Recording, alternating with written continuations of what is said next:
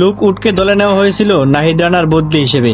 বাংলাদেশি পেসারকে না পেয়ে ইংলিশ তারকাকে দলে টানে পেশোয়ারা জালমি, আর সেই সুযোগটা নষ্ট করেনি লুক উড। এখন পর্যন্ত পেশোয়ারার আস্থার প্রতিদান ভালোভাবে দিয়েছেন তিনি। জিম্বাবুয়ের টেস্ট শেষ করে পিএসএল এ উড়াল দিলেও লুক উডকে সরিয়ে প্রথম একাদশে ঢোকা হয়নি নাহিদ রানার, বরং এখন পর্যন্ত দলের জয় পরাজয়টা বেঞ্চে থেকেই দেখতে হয়েছে তাকে। দল হিসেবেও অবশ্য পেশোয়ারের পারফরমেন্স খুব একটা সুখকর না। শেষ 5 ম্যাচে 3 জয় আর 2 ম্যাচ হেরেছে। পয়েন্ট টেবিলও তারা শীর্ষে 4-এর বাইরে। এমন অবস্থায় নাহিদ রানা কি সহসাই স্কোয়াডে যুক্ত হবেন? এমন প্রশ্নের উত্তর দেওয়াটাও খানিকটা কঠিন। লুক উডকে নিয়ে পেশোয়ারার টিম ম্যানেজমেন্ট বেশ সন্তুষ্ট। স্বাভাবিকভাবেই তাই কিছুটা আশার আলো দেখা দিতে পারে বাংলাদেশি ক্রিকেট ভক্তদের মাঝে। কিন্তু আলজারি জোসেফ আর লুক উডের পেস বোলিং এর উপরই যেন পেশোয়ারার আস্থা। ব্যাটিং বিভাগে মিচেল ওয়েন অবশ্য থাকছেন। চতুর্থ বিদেশির প্রশ্নে কখনো টম কহলার, ক্যাডমোর অথবা কখনো ম্যাক্স বায়ার্নকে দেখা গিয়েছে স্কোয়াডে। নাহিদ রানার একাদশে ঢোকার রাস্তাটা কঠিন হয়ে উঠেছে, মূলত ব্যাটিং এবং বোলিংয়ে এই ভারসাম্যপূর্ণ রক্ষা করতে গিয়ে।